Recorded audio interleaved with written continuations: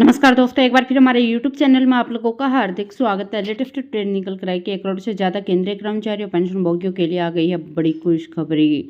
लाखों केंद्रीय कर्मचारी और पेंशन भोगियों का बेसब्री से जो इंतजार हुआ खत्म। अब इस फॉर्मूले से बढ़ेगी सरकारी कर्मचारियों की सैलरी। जानिए वेतन में कितना होगा इजाफा। तो दोस्तों, हम आपको सब डिटेल में बताएंगे कि लाखों केंद्रीय कर्मचारी और पेंशन भोगियों के लिए 8वें वेतन आयोग की मंजूरी के बाद अब सरकार सैलरी बढ़ोतरी के लिए कौन सा बड़ा फॉर्मूला लेकर आई है। अगर आप हमारे चैनल पर फर्स्ट टाइम विजिट कर रहे हैं तो चैनल को लाइक कर दीजिए, सब्सक्राइब कर दीजिए, साथ ही साथ बेल आइकन को भी बजा दीजिए ताकि गवर्नमेंट या पेंशन से संबंधित जितने भी न्यूज आती हैं उनकी नोटिफिकेशन आप लोगों के पास तुरंत पहुंच सके। तो करते वीडियो को स्टार्ट बिना किसी देरी के।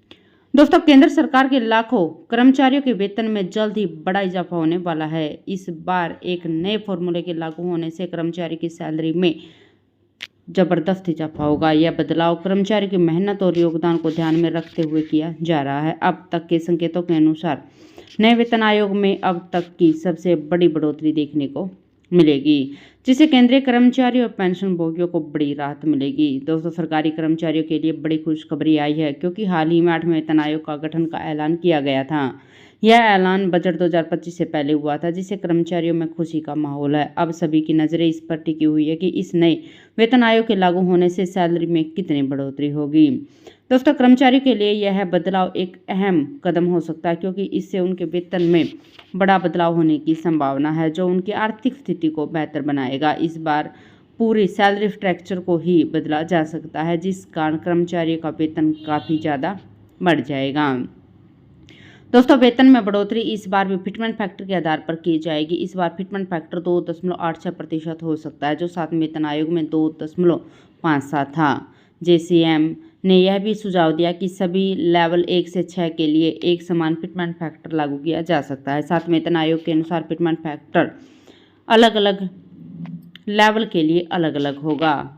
लेवल 1 के लिए 2.57%, लेवल 2 के लिए 2.63%, लेवल 3 के लिए 2.67%, लेवल 4 के लिए 2.72%, उस श्रेणी के लिए 2.81%। अब नए प्रस्ताव में इसे बढ़ाकर 2.86% किया जा सकता है। यही मांग भी कर्मचारी संगठनों की ओर से सरकार के आगे रखी गई है।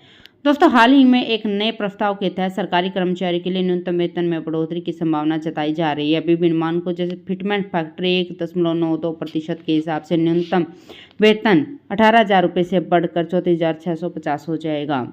फिटमेंट फैक्टर 2.08 है तो फिर न्यूनतम वेतन 37,440 रुपये हो जाएगा। फिटमेंट फैक्टर अगर 2.86% होता है तो फिर न्यूनतम वेतन 51,480 रुपये हो जाएगा। दोस्तों, कर्मचारी को मिलने वाली सैलरी में दोगुने से लेकर करीब 3 गुना तक की बढ़ोतरी होगी।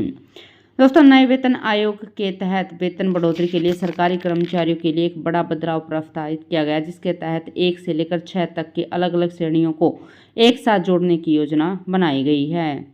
इस बदलाव से वेतन संरचना सरल हो जाएगी और कर्मचारियों को एक समान स्तर पर वेतन मिलेगा। राष्ट्रीय संयुक्त परामर्श तंत्र व उच्च अधिकारियों ने पहली श्रेणी के कर्मचारी को एक दूसरे में विलय, जैसे लेवल 2, लेवल 3 को लेवल 4 में, लेवल 5 को 6 में विलय करने की बात भी कही है, जिससे कर्मचारियों के लिए नया सिस्टम और भी प्रभावित होगा। यह कदम कर्मचारियों के वेतन और अन्य लाभों को बेहतर और पारदर्शी बनाने के लिए उठाया जा रहा है।